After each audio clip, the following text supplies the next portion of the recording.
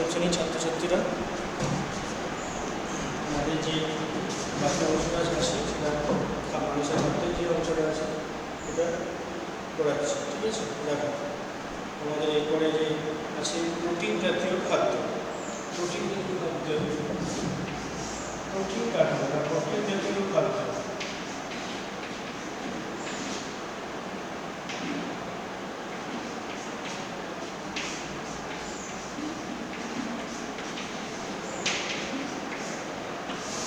Protein জাতীয় খাদ্য কাকে বলে? যেখানে সেই খাদ্যের মধ্যে কার্বন, হাইড্রোজেন, অক্সিজেন এবং নাইট্রোজেনও থাকবে, সেই সমন্বিত সেই জৈব যৌগের বা বায়োকেমিক্যালকে বলা হয় প্রোটিন বা প্রোটিন জাতীয় খাদ্য।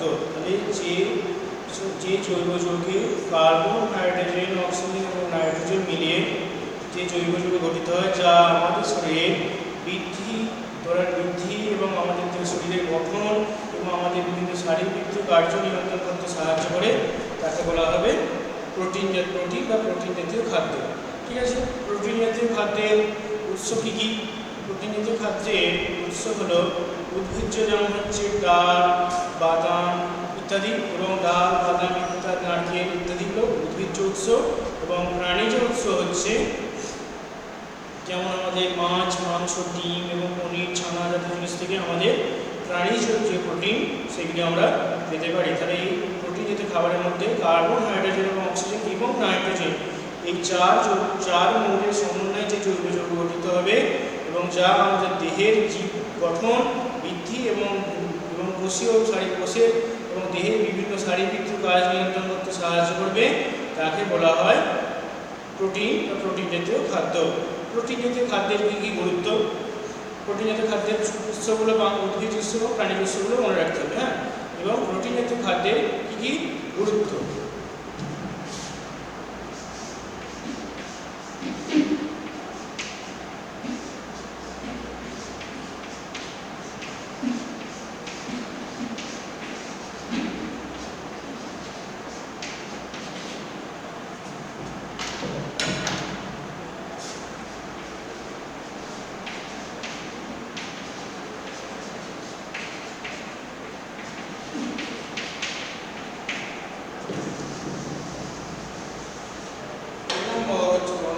তাপ শক্তি উৎপন্ন করা।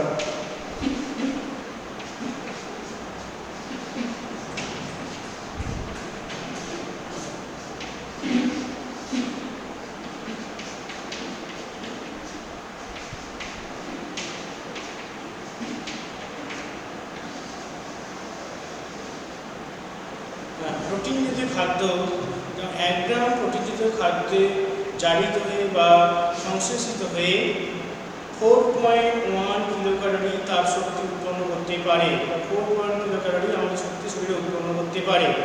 1 গ্রাম প্রোটিন জাতীয় খাবার জারিত হয়ে বা সংশ্লেষিত হয়ে 4.1 কিলোক্যালোরি শক্তি বা তাপ শক্তি আমাদের শরীরে উৎপন্ন করতে পারে।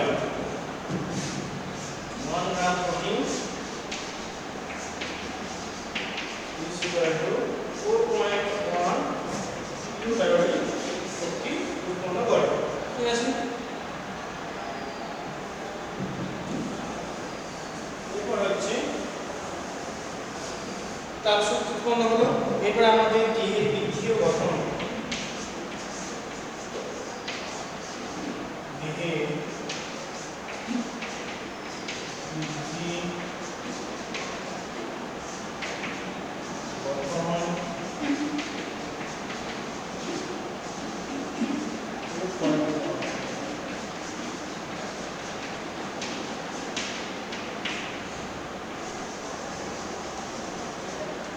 প্রোটিন জাতীয় খাবার আমাদের দেহে ক্ষয় পূরণ এবং দেহের বৃদ্ধিকে ত্বরান্বিত করে। আমরা যে বেঁচে আছি, প্রোটিন জাতীয় খাবার যারা তারা আমিষ খাবার এবং নিরামিষ খাবার দুই খায়, এবং যারা আমিষ খাবার খায় না তারা উদ্ভিজ্জ প্রোটিন থেকেই প্রোটিনের চাহিদা মেটায়। অর্থাৎ যারা আমিষ খাবার খায় না, যারা নিরামিষ ভোজী, তাদের কোনো চিন্তার কারণ নেই যে আমরা প্রাণীজ প্রোটিন থেকে আমরা প্রোটিন গ্রহণ করছি না বলে আমাদের শরীরে কোনো ক্ষতি হতে পারে, তার কোনো মানে নেই। অতএব আমরা উদ্ভিজ্জ প্রোটিন থেকেও আমরা কিন্তু খাবার গ্রহণ করে আমাদের প্রোটিনের যে শরীরের চাহিদা পারি।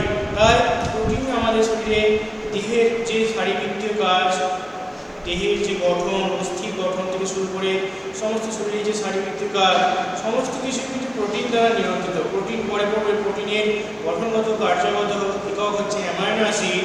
এই অ্যামাইনো অ্যাসিড আমাদের শরীরে 20 ধরনের থাকে, তার মধ্যে 12 ধরনের অ্যামাইনো অ্যাসিড আমাদের শরীরে সংশ্লেষিত হয়। বাকি 8 ধরনের অ্যামাইনো অ্যাসিড আমাদের শরীরে সংশ্লেষিত হয় না।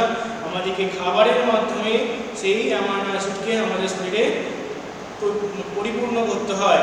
তাই কি বললাম, 20 ধরনের অ্যামাইনো অ্যাসিড থাকে। প্রোটিনের গঠনগত কার্যগত একক হচ্ছে অ্যামাইনো অ্যাসিড। অ্যামাইনো অ্যাসিড আমাদের শরীরে গঠন এবং শারীরবৃত্তীয় কাজ নিয়ন্ত্রণ করতে সাহায্য করে, যার মধ্যে 12 ধরনের অ্যামাইনো অ্যাসিড আমাদের শরীরে সংশ্লেষিত হয়। বাকি 8 ধরনের অ্যামাইনো অ্যাসিড আমাদের শরীরে সংশ্লেষিত হয় না।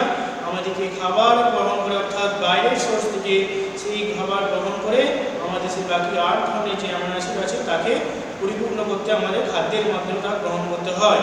ঠিক আছে, তাহলে আমাদের এই যে দেহের যে গঠন এবং ক্ষয়পূরণ, এগুলো আমাদের প্রোটিন দ্বারা, খাবার দ্বারা আমরা পরিপূর্ণ করতে পারছি। তারপরে আছে উৎসেচক সংশ্লেষ।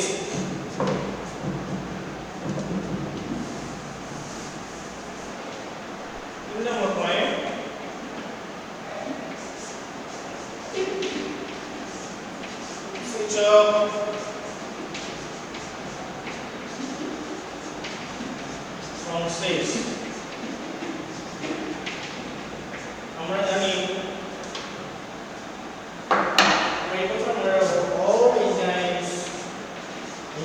অর্থ হচ্ছে সূচক। All enzymes are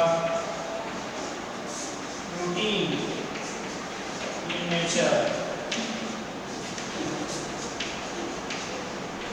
All enzymes are protein in nature. Enzyme বা উৎসেচকের ইংরেজি হচ্ছে এনজাইম, তাহলে প্রোটিন বলা হয়। তাহলে আমরা এটা মনে রাখবো যে all enzymes are protein in nature. সমস্ত উৎসেচকই হচ্ছে প্রোটিন ধর্মী। তাই উৎসেচকগুলো হচ্ছে এক ধরনের প্রোটিন, বা প্রোটিনই হচ্ছে কিছুটা উৎসেচকের মতন কাজ করে। অল না, আমরা এটা বলবো না যে অল সমস্ত প্রোটিনই উৎসেচক, সেটা আমরা কখনোই বলবো না। কিন্তু all enzymes are protein in nature, সমস্ত এনজাইমই কিন্তু প্রোটিনের মতন বা প্রোটিন ধর্মী। তার মধ্যে আমরা এনজাইম বলতে তাহলে অ্যামাইনো অ্যাসিড থাকবে কিছু পরিমাণে, কিন্তু সমস্ত প্রোটিনই কিন্তু এনজাইম নয়। সমস্ত এনজাইমই প্রোটিন, কিন্তু সমস্ত প্রোটিন এনজাইম নয়। কিন্তু আমরা এখানে জানবো যে এনজাইম সমস্ত কিছু হচ্ছে প্রোটিন ধর্মী। তাহলে কি হবে, প্রোটিন ধর্মী হওয়ার কারণে তাহলে আমরা প্রোটিন থেকে পাচ্ছি, তাহলে এনজাইম প্রোটিন ধর্মীর কারণে প্রোটিনের মতো কাজ করবে, কিছুটা প্রোটিন ধর্মী বলা হচ্ছে, প্রোটিনের মতো কাজ করবে। অ্যামাইলেজ, লাইপেজ, বিভিন্ন যে উৎসেচক আছে, বা আমাদের যে যখন খাদ্য গ্রহণ করি, আমাদের যে জীবে খাবার গ্রহণ করার পর যে দেবে মন্ড পাকায়, সেখানে টায়ালিন নামক একটা উৎসেচক কাজ করে। সেগুলো তো সব ধরনের এক ধরনের দেবে আমাদের মুখে দিয়ে, কিন্তু খাবারের প্রায় 30% খাবার কিন্তু মুখে দিয়ে হজম হয়ে যায় চর্বণের মাধ্যমে, এবং ওই টায়ালিন নামক উৎসেচকের মাধ্যমে আমাদের শরীরে খাবার মুখমণ্ডলের মুখগহ্বরের মধ্যে আমাদের শরীরে খাবারের 30% অংশ কিন্তু হজম হয়ে যায়। তাহলে এই এনজাইম কি বলছে, all enzymes are protein in nature. তাহলে কিন্তু সেই এনজাইমগুলো আমাদের প্রোটিন ধর্মী হওয়ার কারণে, প্রোটিন ধর্মী হওয়ার ধরনে এনজাইমগুলো সেরকম কাজ করছে, তাহলে আমরা এখান থেকে বলতে পারবো এনজাইমগুলো প্রোটিন ধর্মী। তাহলে অ্যামাইলেজ, লাইপেজ, টায়ালিন, বিভিন্ন উৎসেচক যেগুলো আছে সেগুলো প্রোটিন ধর্মী বা প্রোটিন সংশ্লেষে সাহায্য করে। প্রোটিন উৎসেচক সংশ্লেষে প্রোটিন ধর্মীরা এইভাবে সাহায্য করে। ঠিক আছে, এইটা তোমরা জানো। আরও আছে, এবার ধরো হরমোন সংশ্লেষণ আছে। আমাদের যে শরীরে যে বিভিন্ন হরমোন, তোমরা ক্লাস বইতে পড়বে, হরমোন আছে। হরমোন সংশ্লেষণ হয় পিটুইটারি গ্ল্যান্ড থেকে, যে পিটুইটারি, অপপিটুইটারি এবং পশ্চাৎ পিটুইটারি থেকে যে হরমোন গঠিত হয়, সেই হরমোনগুলো কিছু যেগুলো প্রোটিন, বেশি কিছু হরমোন প্রোটিন ধর্মী থাকে, সেই প্রোটিন ধর্মী হরমোনগুলো আমাদের শরীরে সংশ্লেষিত হতে সাহায্য করে। যেমন ACTH, STH, adenocorticotropic hormone, STH, somatotropic hormone. Adenocorticotropic বলছে এখানে লিখে দিই যে হরমোন সংশ্লেষণ।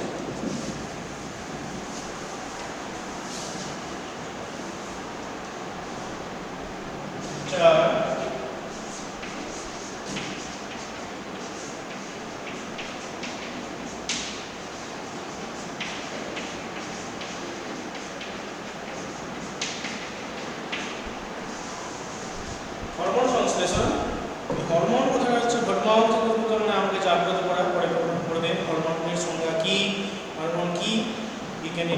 স্টার্লিং প্রথম এই হরমোন শব্দটি ব্যবহার করেন 1905 সালে। তোমরা জানবে আস্তে আস্তে নিশ্চয়ই তোমরা দেখো। এবার এই হরমোন এটা আমাদের শরীরে যে শারীরবৃত্তীয় কাজ, কিন্তু আমাদের সমস্ত কিছু শারীরবৃত্তীয় কাজ কিন্তু হরমোন দ্বারা, বেশিরভাগ হরমোন দ্বারা নিয়ন্ত্রিত। তাই হরমোন আমাদের যে পিটুইটারি গ্ল্যান্ড, আমাদের মস্তিষ্কে যে তৃতীয় প্রকোষ্ঠে পেনল কোষ্ঠে নির্মিত সেরাটার্সিকা নামক প্রকোষ্ঠের মধ্যে থাকে। এই হরমোন আমাদের পিটুইটারি গ্ল্যান্ডের দুটো প্রকোষ্ঠ থেকে, অগ্রখণ্ড এবং পশ্চাৎখণ্ড থেকে গঠিত হয়। তো আমাদের এখানে কিছু হরমোন প্রোটিন ধর্মী হওয়ার কারণে সেগুলো প্রোটিনের মতন কাজ করবে। প্রোটিন সংশ্লেষ, সেই প্রোটিনগুলোই হরমোন সংশ্লেষ করবে। সেই প্রোটিনগুলো যেমন ACTH, আমাদের কিডনি বা বৃক্ষের উপরে একটা দেখবে মেদবহুল কলা থাকে। এই মেদবহুল কলা থেকে ACTH অ্যাডিনোকর্টিকোট্রপিক হরমোন অগ্রপিটুইটারি থেকে গঠিত হয়। অ্যাডিনোকর্টিকোট্রপিক হরমোন গঠিত হয়। সেগুলো এখানে বিভিন্ন কাজ করে, সেটা তোমাদের এখন সিলেবাসে নেই, তবে তোমরা পরে জানবে। এবং STH সোমাটোট্রপিক হরমোন বা এটাকে GH বলে, গ্রোথ হরমোন বলা হয়। এগুলো কি আমাদের এই যে বাচ্চা থেকে আমরা আস্তে আস্তে বাড়ছি এবং আমরা মানুষের বাড়ন্তটা মানে বাড়ানো বৃদ্ধিটা কিন্তু একসময় স্টেবল হয়ে যায়, আর বাড়ে না। সেটা বিভিন্ন কারণ আছে, কিন্তু আমরা তো ছোটোবেলা থেকে উচ্চতা বাড়ছে আমাদের, কোনো এটা GH বা STH বা গ্রোথ হরমোন বা সোমাটোট্রপিক হরমোন, এই হরমোনগুলো কিন্তু আমাদের সংশ্লেষণ করতে সাহায্য করে প্রোটিন, বা এই হরমোনগুলো হচ্ছে ACTH বা STH, এই হরমোনগুলো হচ্ছে প্রোটিন ধর্মী হরমোন। ঠিক আছে, দেখো এরপরে তোমার হচ্ছে রক্ততঞ্চন। প্রথমিন, ফাইব্রিনোজেন, ফাইবিন, এগুলো আমাদের বিভিন্ন ফ্যাক্টর আমাদের শরীরে আছে। 12 ধরনের ফ্যাক্টরের মধ্যে ফ্যাক্টর 8, ফ্যাক্টর 7, ফ্যাক্টর 9 এসবগুলো কাজ করে। তোমাদের ক্লাস 9 আছে রক্ততঞ্চন কীভাবে হয়। সেই রক্ততঞ্চনের ফ্যাক্টরগুলো আছে 7, 8, 9 ফ্যাক্টর আছে। সেই ফ্যাক্টরগুলো কাজ করে রক্ততঞ্চন আমাদের কেটে যাওয়ার পর একটা ক্লটিং টাইম বা ব্লিডিং টাইম, PT বা CT বলা হয়। ব্লিডিং টাইম কতক্ষণ ধরে ব্লিড হবে এবং ক্লটিং টাইম রক্তটা কতক্ষণ পরে সঞ্চিত হবে, সেগুলো আছে CT আর BT বলা হয়। রক্ত কোথাও কেটে যাওয়ার পর তাহলে কি হয়, প্রোটিন হয় কিন্তু আমাদের রক্ততঞ্চনে সাহায্য, অর্থাৎ ব্লাড ক্লট করতে সাহায্য করে। কেননা কোথাও কেটে গেলে কিন্তু আমাদের রক্ততঞ্চন যদি না হয় তাহলে আমাদের যেমন রোগ হয়, রক্ততঞ্চন না হয় হিমোফিলিয়া বলা হয়, যেটা রক্ততঞ্চিত হবে না। অর্থাৎ কোথাও কেটে গেলে রক্ত কিন্তু আর ধরবে না, অর্থাৎ রক্ত অনবরত বেড়েই চলবে। তাহলে সেটা ধোয়া আমাদের পক্ষে কাম্য না, আমাদের শরীর সেটা চাইবে না, রক্ত বেরিয়ে যাবে অনবরত। তাহলে রক্ততঞ্চিত হতে হবে বা রক্তকে বসতে যেতে হবে কোনো কাটা জায়গায়। রক্ততঞ্চনে সাহায্য করে ফাইব্রিনোজেন, প্রথমিন, থ্রোম্বিন বলে এইসব যে রঞ্জকগুলো আছে, সেগুলো বিভিন্ন ফ্যাক্টর দ্বারা, ফ্যাক্টর 7, ফ্যাক্টর 9, ফ্যাক্টর 8 দ্বারা এগুলো নিয়ন্ত্রিত হয় বা আস্তে আস্তে জানবে। ঠিক আছে, হরমোন সংশ্লেষ তাহলে এটা কি রক্ততঞ্চন হলো। পয়েন্ট বলে দিই, রক্ততঞ্চন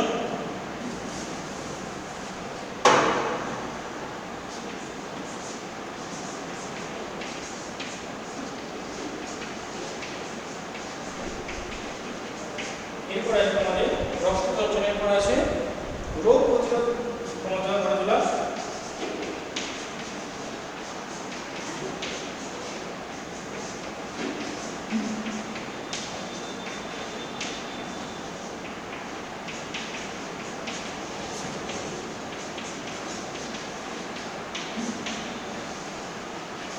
আর একটা পয়েন্ট হচ্ছে রোগ প্রতিরোধ ক্ষমতা গড়ে তোলা। আর আছে আমাদের হিমোগ্লোবিন গঠন।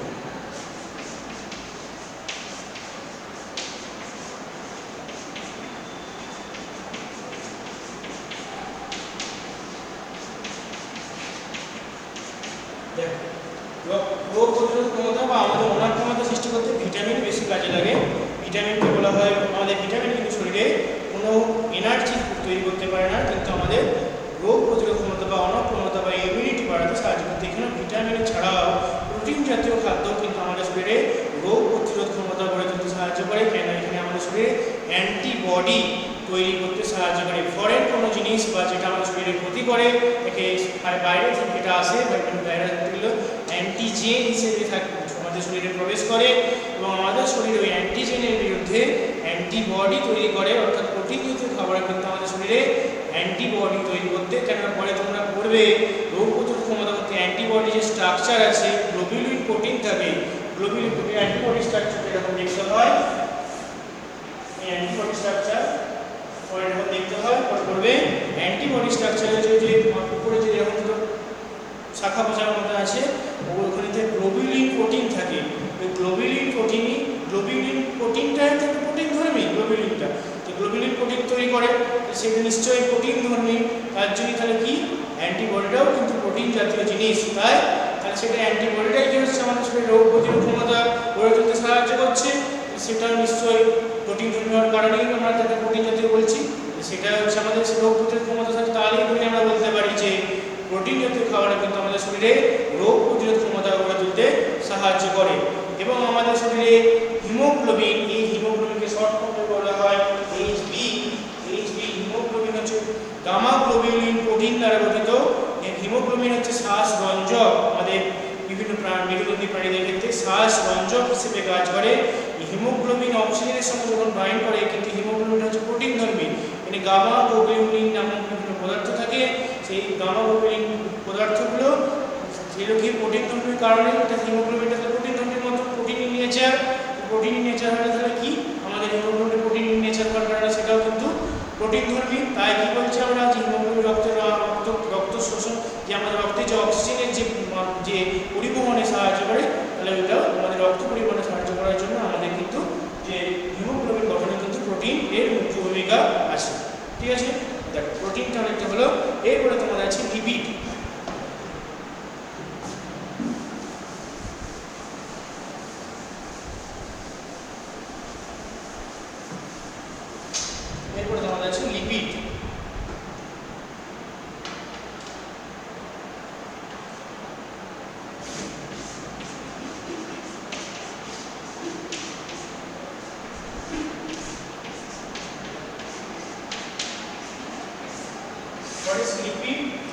লিপিড কি?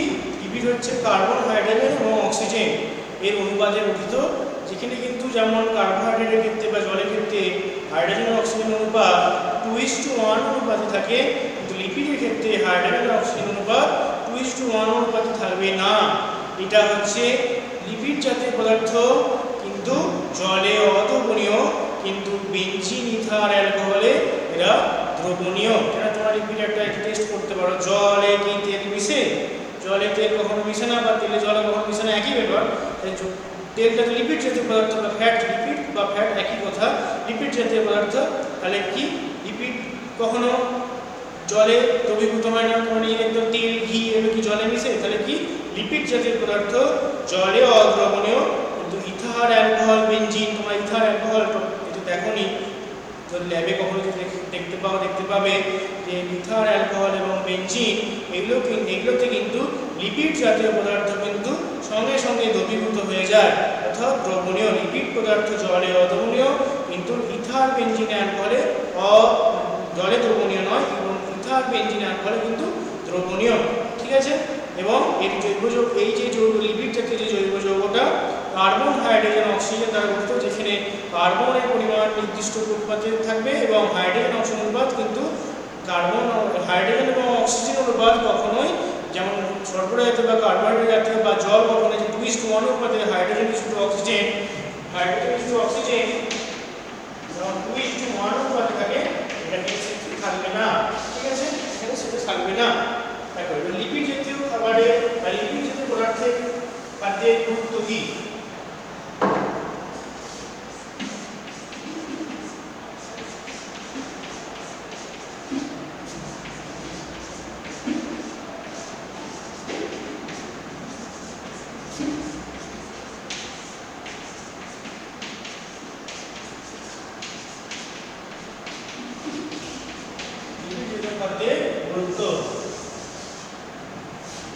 এক নম্বর হচ্ছে তাপ শক্তি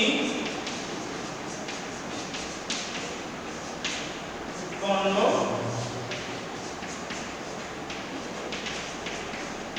করা।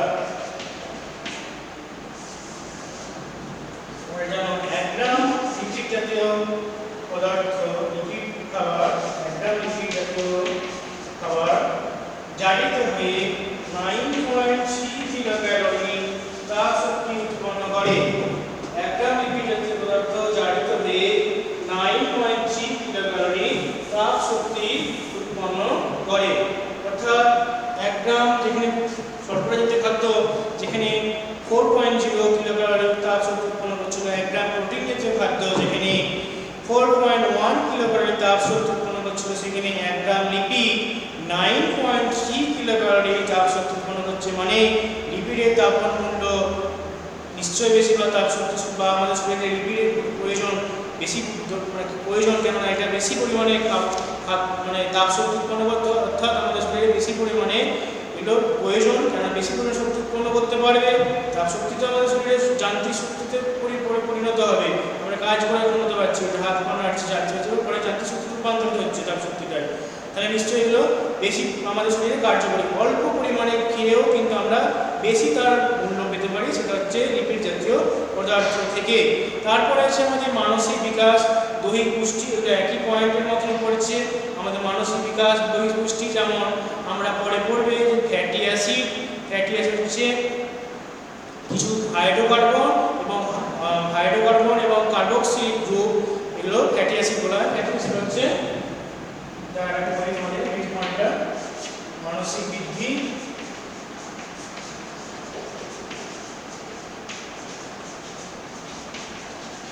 ও ক্ষয়পূরণ।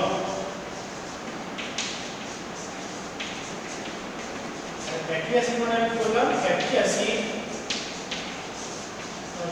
করবে বা হাইড্রোকার্বন গ্রুপ বলা হয়, সেই গ্রুপটাকে হাইড্রোকার্বন গ্রুপ। হাইড্রোজেনিক কার্বক্সিলিক গ্রুপ থাকে বন্ড সি বা OH, দুটো গ্রুপ যদি থাকে এটাকে আংশিক পজিটিভ ধরা হয়, এটা আংশিক নেগেটিভ ধরা হয়। হ্যাঁ, এই দুটো গ্রুপ থাকে, তাহলে এটা হচ্ছে হাইড্রোকার্বন গ্রুপ বা CH গ্রুপ, আর এটা হচ্ছে বন্ড সি বা OH বা মাইনাস, এটা আংশিক পজিটিভ ধরা হয়, এটা আংশিক নেগেটিভ ধরা হয়।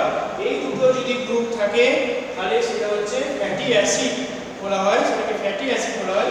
ফ্যাটি অ্যাসিড আমাদের শরীরে কিন্তু জারিত হয় না, আমাদের বাইরে থেকে খাদ্য গ্রহণের মাধ্যমে আমাদের শরীরে সেই পুষ্টি প্রদান করতে হয়। ফ্যাটি অ্যাসিড যেমন আমাদের কিছু জিনিস হচ্ছে লিনোলেইক অ্যাসিড, এগুলো কিন্তু আমাদের শরীরে কখনোই সংশ্লেষিত হয় না, এগুলো কখনোই সংশ্লেষণ করার জন্য আমাদের খাবারের মাধ্যমে সেগুলো গ্রহণ করতে হয়। ফ্যাটি অ্যাসিড মানে জানো তাহলে মানসিক বৃদ্ধি বলতে আমাদের ফ্যাটি অ্যাসিডগুলো আমাদের পরে ব্রেন ডেভেলপমেন্টে বলে না, যদি শিশুদের কিন্তু একটু লিপিড জাতীয় খাবার বেশি পরিমাণে খেতে হয়, কেন তাদের মানসিক বৃদ্ধি কাছে তাড়াতাড়ি ঘটে এবং তাদের যে হাড়ের গ্রোথ, তাদের যে বোন ডেভেলপমেন্ট, হাড়ের গ্রোথ সেটা যাতে তাড়াতাড়ি হয়, সেটার জন্য আমাদের কিন্তু ফ্যাটি অ্যাসিড জাতীয় খাবার শিশুদের যদি খেতেও বেশি পরিমাণে খাওয়া দরকার, এগুলো আসে। তারপরে আমাদের আছে ভিটামিন সরবরাহ, ভিটামিন যেমন A, D, E, K, এগুলো লিপিড জাতীয়, এই যে A, D, E, K এগুলো হচ্ছে মানে আমাদের এগুলো হচ্ছে দ্রবীভূত করে, এগুলো দ্রবীভূত হয়, এগুলো জলে কখনো দ্রবীভূত হয় না। যেমন vitamin A, D, E, K, vitamin A, D, E, K জলে দ্রবীভূত হয় না, লিপিড জাতীয় পদার্থের মধ্যে দ্রবীভূত হয়।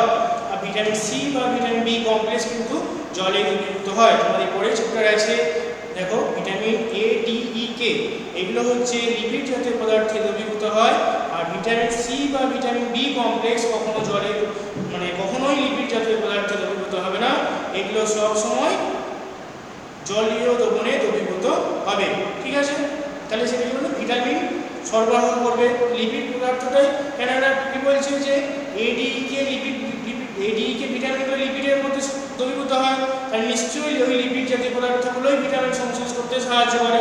ঠিক আছে, তাহলে ভিটামিন সরবরাহ পরে পার্টে লিখছি না, পরে পার্টে হবে ভিটামিন সরবরাহ। তারপরে আছে দেহের তাপমাত্রা নিয়ন্ত্রণ, বলে দিই।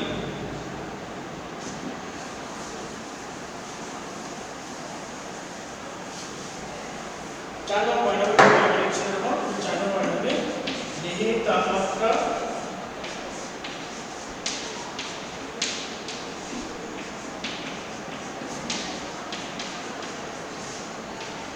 নিয়ন্ত্রণ।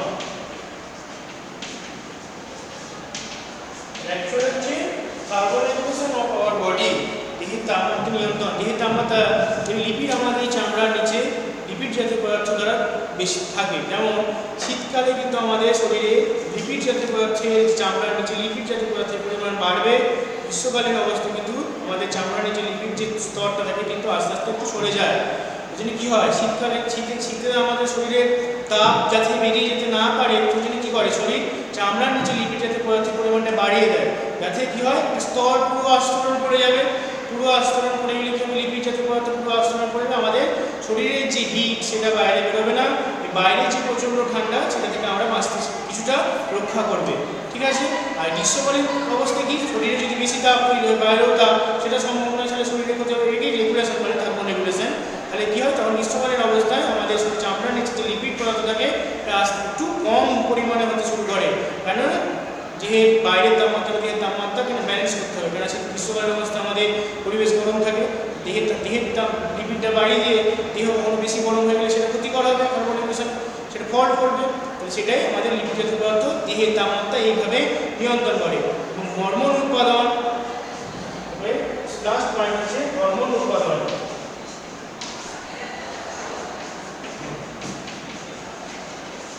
হরমোন উৎপন্ন করা, ফর্মেশন অফ হরমোন,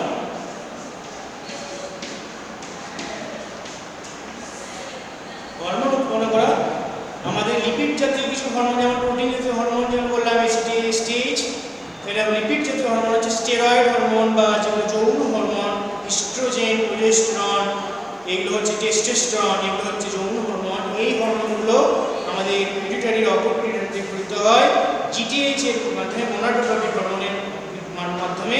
এগুলো যৌন হরমোনগুলো সংশ্লেষিত হতে আমাদের শরীরে সাহায্য করে লিপিড, বা এগুলোই হচ্ছে এই যৌন হরমোন বা ইস্ট্রোজেন, প্রোজেস্টেরন, টেস্টোস্টেরন এগুলোই হচ্ছে লিপিড ধর্মী হরমোন। ঠিক আছে, তোমরা এইটুকুই পড়ো।